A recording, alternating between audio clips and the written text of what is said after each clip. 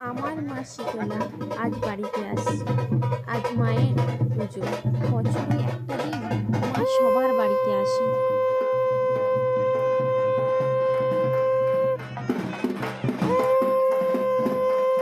মায়ের প্রতি তোমাদের যদি ভালোবাসা থাকে, বিশ্বাস থাকে, তাহলে মায়ের এই ভিডিওটা শেয়ার করে দেখো।